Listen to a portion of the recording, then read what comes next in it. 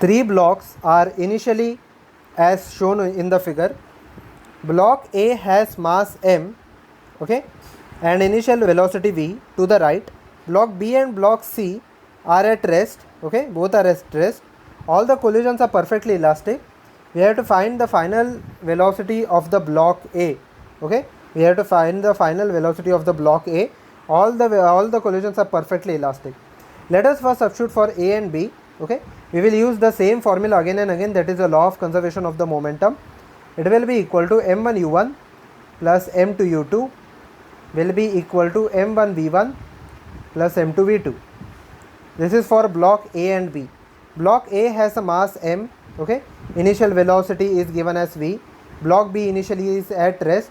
It will be equal to m into v1 plus m into v2, okay. So I can say that v1 plus v2, all the masses are same. v1 plus v2 is equal to v, okay. A and B, both the masses are same, so let this be the first equation. If the collision is perfectly elastic, I can say that v2 minus v1 is equal to u1 minus u2, okay. That is v2 minus v1 will be equal to u1 over here is equal to v, u2 is anyway equal to 0, okay. So when I substitute the value, when I add both of them, that is equation number 1 and 2 over here, I can say that 2v2 is equal to 2v, that is v2 will be equal to v. If v2 is equal to v, v1 will come out to be 0, okay. If v2 is equal to v over here, v1 will come out to be 0, okay.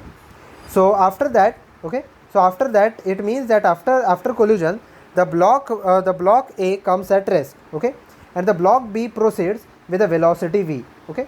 So now let us find out for block B and C. Let this be the third equation, okay. We will use this later. Let us find out for block B and C, because block A has halted at the same point, okay.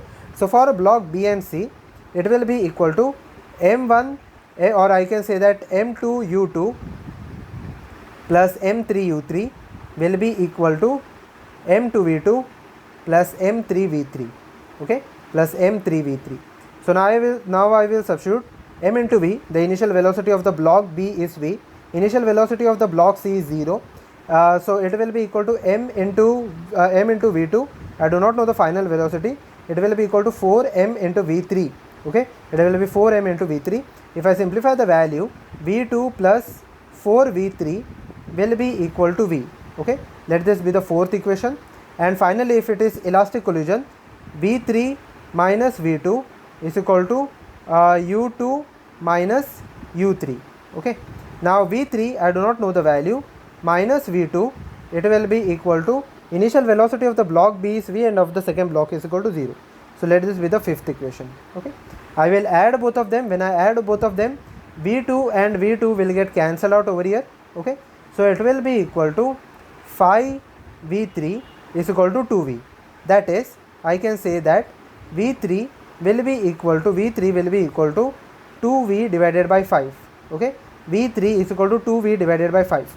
When I substitute the value, okay, in order to get the value v2, v3 minus v2, that is 2v divided by 5 minus v2 is equal to v.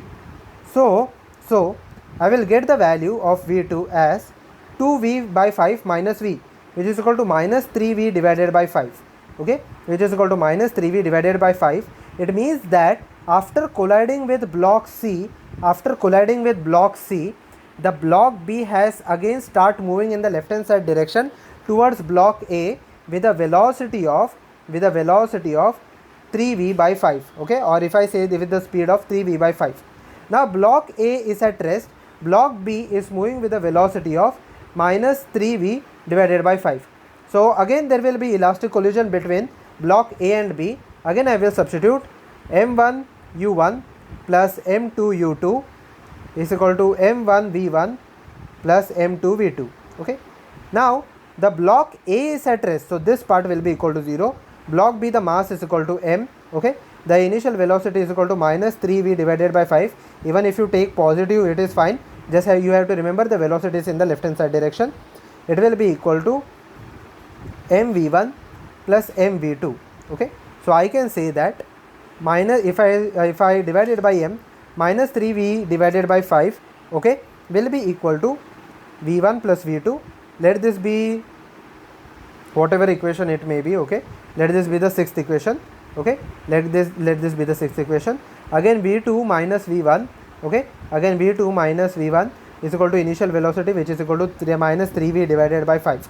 If I add both of them, okay, if I add both of them, v1 will come out to be minus 3v divided by 5. Okay, so v1 will be equal to minus 0.6v, that is, it is equal to 0.6v in the left hand side direction, which is option number A over here.